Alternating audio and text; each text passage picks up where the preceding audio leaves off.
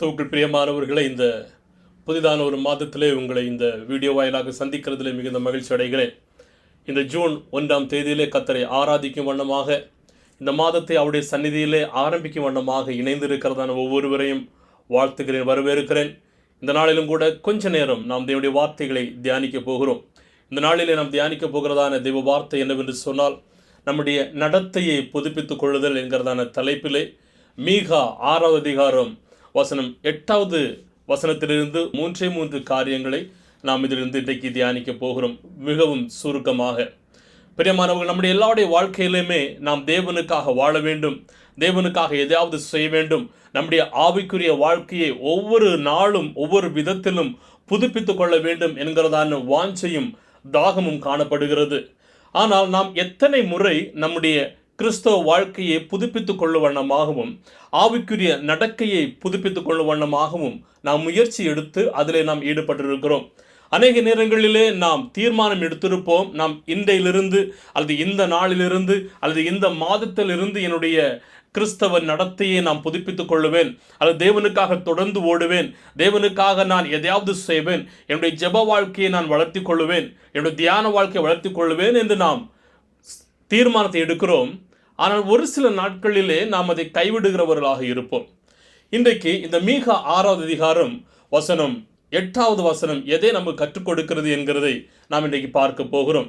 இந்த மீகா எழுதின புஸ்தகத்தை பார்க்கிறதான போது தேவ ஜனங்களுக்காக மீகா தீர்க்க தரிசனால் எழுதப்படுகிறதான ஒரு தீர்க்க தரிசனமாக நாம் இதை பார்க்க முடியும்.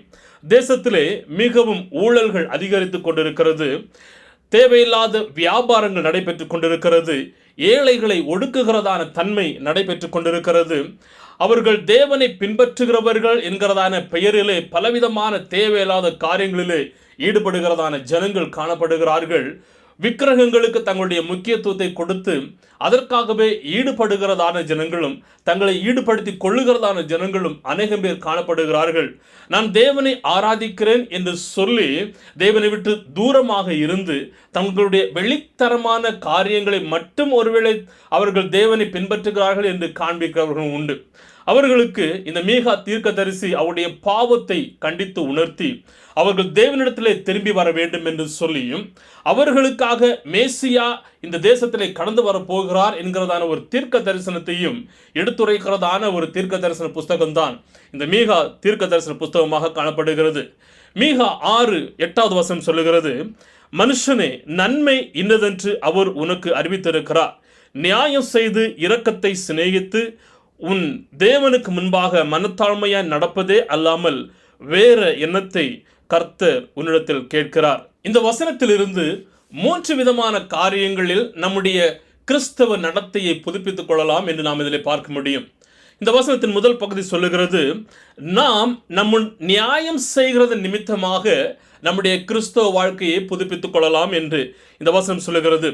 நியாயம் செய்கிறது என்று சொல்லுகிறது நீதியான வாழ்க்கையை வாழ்கிறது மட்டும் அல்லாமல் மற்றவர்களையும் நீதியான முறையிலே வழி நடத்துகிறதான ஒரு காரியமாகவும் காணப்படுகிறது.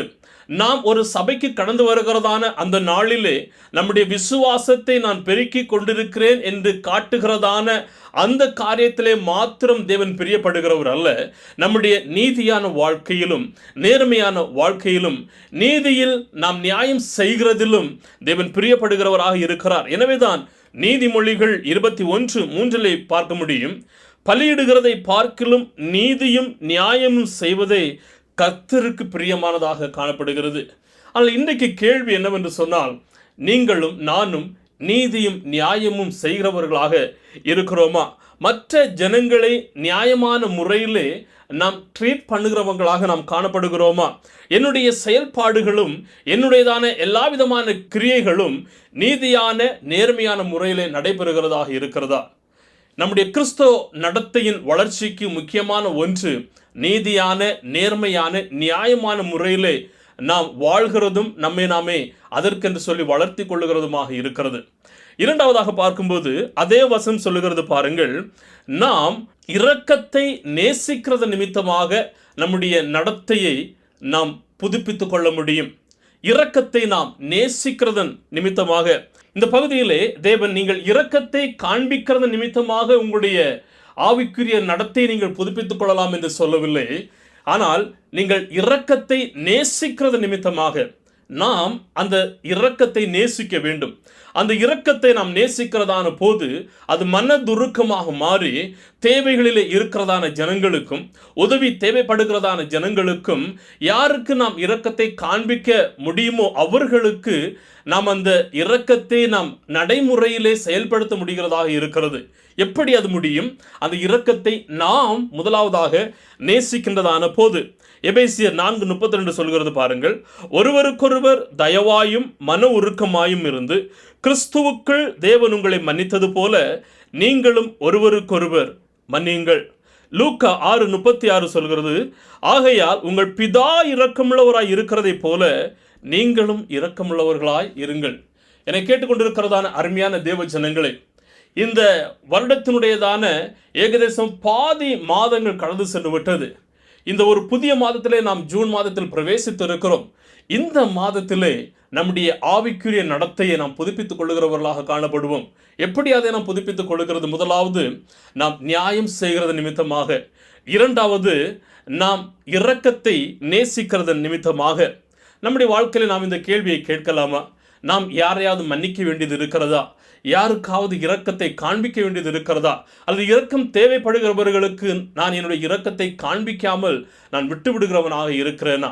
அப்படி ஒருவேளை சூழ்நிலையிலே நாம் காணப்படுகிறோமே என்று சொன்னால் நாம் அந்த இரக்கத்தை காண்பிக்க வேண்டியதும், நாம் அந்த இரக்கத்தை நம்முடைய வாழ்க்கையில் நேசிக்க வேண்டியதும் அவசியமானதாக இருக்கிறது. மூன்றாவதாக, நாம் எப்படி நம்முடைய ஆவிக்குரிய நடத்தையை புதுப்பித்துக் கொள்கிறது என்று சொன்னால், தேவனுக்கு முன்பதாக மனத்தாழ்மையாய் நடப்பது நிமித்தம். அதே வசனம் சொல்கிறது பாருங்கள். நாம் தேவனுக்கு முன்பதாக மனத்தாழ்மையை அணிந்து கொண்டு மனத்தாழ்மையாய் நடக்கிறது நிமித்தமாக. தாழ்மை என்று சொல்லுகிறது நம்மை குறைத்து மதிப்பிடுகிறது அல்ல, ஆனால் நமக்கு முன்பதாக மற்றவர்களை மேன்மைப்படுத்துகிறதான ஒரு தன்மையாக இருக்கிறது. தேவனுக்கு முன்பதாக நம்மை தாழ்த்துகிறதான ஒரு அனுபவமாகவும் அது காணப்படுகிறது. ஒவ்வொரு நாளும் நம்முடைய வாழ்க்கையை தேவனுடைய சமூகத்திலே நாம் அவருக்காக சார்ந்திருக்கிறோம் என்கிறதை நாம் நிரூபிக்கிறதான ஒரு தன்மையாக காணப்படுகிறது. யாக்கோபு 4:10 சொல்லுகிறது, கர்த்தருக்கு முன்பதாக தாழ்மைப்படுங்கள், அப்பொழுது அவர் உங்களை உயர்த்துகிறவராக இருக்கிறார். நாம் தேவனுக்கு முன்பதாக நம்மை தாழ்த்துகிறதான போது நம்முடைய ஆவிக்குரிய நடத்தையை நாம் புதுப்பித்துக் கொள்ளுகிறது மாத்திரமல்ல, அவர் நம்மை உயர்த்துகிறதான தேவனாகவும் காணப்படுகிறார். தேவன் அவருடைய ஆசீர்வாதங்களையும் அவருடைய வெற்றியையும் புதிதான வாய்ப்புகளையும் இந்த தேவன் நமக்கு கொடுக்கிறவராக காணப்படுகிறார். எனவே நாம் நம்முடைய ஜெப வாழ்க்கையை, தியான வாழ்க்கையை தேவனோடு கூட நாம் செலவிட வேண்டியது அவசியம். பிரியமான தேவ ஜனங்களே, நம்முடைய ஆவிக்குரிய நடத்தையை புதுப்பித்துக் கொள்ள வேண்டும். எப்படி? நாம் நியாயம் செய்கிறது நிமித்தமாக, இரக்கத்தை நேசிக்கிறது நிமித்தமாக, மனத்தாழ்மையாய் நாம் நடக்கிறது நிமித்தமாக. இந்த மாதத்திலே நாம் ஒரு தீர்மானத்தை எடுப்போமா? மீகா 6:8 நமக்கு கற்றுக் கொடுக்கிற பிரகாரமாக, ஆண்டவரே, நான் நியாயம் செய்கிறவனாக காணப்படுவேன், இரக்கத்தை நேசிக்கிறவனாக காணப்படுவேன், மனத்தாழ்மையை நாம் தரித்து கொள்ளுகிறவனாக காணப்படுவேன் என்கிறதான தீர்மானத்தை நாம் எடுக்கிறதான போது தேவன் நம்முடைய தீர்மானத்தை கனம் பண்ணி அவருடைய ஆசீர்வாதத்தை நமக்கு கொடுக்கிறதான தேவனாகவும் காணப்படுகிறார். அது மாத்திரமல்ல, நம்முடைய ஆவிக்குரிய நடத்தையை அவர் புதுப்பிக்கின்றதான தேவனாகவும் காணப்படுகிறார். எனவே இந்த நாளிலே நாம் அவரிடத்திலே கேட்க வேண்டியது, எந்த இடத்திலே நான் நியாயம் செய்ய வேண்டியது அவசியமானதாக இருக்கிறது? இவருக்கு நாம் மன்னித்து இரக்கத்தை காண்பிக்க வேண்டியது அவசியமானதாக இருக்கிறது? எந்த வழிகளிலே என் தாழ்மையை நான் தரித்து கொள்ள வேண்டியது அவசியமானதாக இருக்கிறது? கர்த்தர் இந்த மாதம் முழுவதும் நம்மை பாதுகாத்து வழிநடத்தி அவருக்காக வாழ உதவி செய்வாராக. இருக்கிறதான எங்களில் நம்முடைய கண்களை மூடுவோமா? இந்த மாதத்திற்காக நாம் ஜெபிக்க போகிறோம். கர்த்தர் அவருடைய பிள்ளைகளை வழிநடத்தும் வண்ணமாகவும் அவருடைய கிருபைகளை நமக்கு கொடுக்கும் வண்ணமாகவும் நாம் இப்போது ஜெபிக்கலாம். பரலோக பிதாவே, உம்மை நன்றியோடு ஸ்தோத்திரிக்கிறோம், உம்மை துதிக்கிறோம்.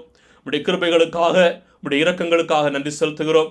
நீ நல்ல தேவன், வல்ல தேவன், வாக்குத்தத்தங்கள் உண்மையுள்ளதான தேவன். ஆண்டவரே, கடந்த ஆண்டவரே 5 மாதங்கள் உம்முடைய பிள்ளைகளாகிய எங்களை இந்த 2026 வருடத்திலே பாதுகாத்தீர். அதற்காக ஸ்தோத்திரம். நீர் கொடுத்திருக்கிறதான இந்த புதிய மாதத்திற்காக நன்றி. இந்த மாதத்தை கர்த்தர் ஆசீர்வதிங்க, எங்களுடைய தேவைகளை சந்திங்க. எங்கள் முன்பதாக வர இருக்கிறத எல்லா சவால்களையும் சந்திக்கிறதற்கான உம்முடைய கிருபையும் இரக்கத்தை நீர் எங்களுக்கு தரும்படியாக ஜெபிக்கிறோம் ஆண்டவரே. இந்த நேரத்தில் ஆண்டவரே, உமக்காக நான் இன்னும் வளர வேண்டும், என்னுடைய ஆவிக்கு நலத்தை புதுப்பித்துக் கொள்ள வேண்டும் என்று காத்திருக்கிறதா நம்முடைய பிள்ளைகளுக்கு உம்முடைய பிரசனத்தை கர்த்தர் ஊற்றுவீராக. இந்த மாதத்தை உம்முடைய பிள்ளைகளுக்கு ஆசீர்வாதமாக கொடுக்கும்படியாக ஜெபிக்கிறேன் ஆண்டவரே. இந்த மாதத்திலே திருமண நாட்கள், பிறந்த நாட்கள் கொண்டாடுகிறதான நம்முடைய பிள்ளைகளை கர்த்தர் ஆசீர்வதிப்பீராக. தேவ நன்மைகளினாலும் தேவ கிருபைகளினாலும் என் தேவன் நீர் நிரப்பும்படியாக ஜெபிக்கிறேன் ஆண்டவரே. பிதா, குமாரன், பரிசுத்தாவின் நாமத்திலே நம்முடைய பிள்ளைகளை கர்த்தர் ஆசீர்வதிப்பீராக ராஜா. ஜெபத்தை கடவுளை நன்றி செலுத்துகின்றோம்.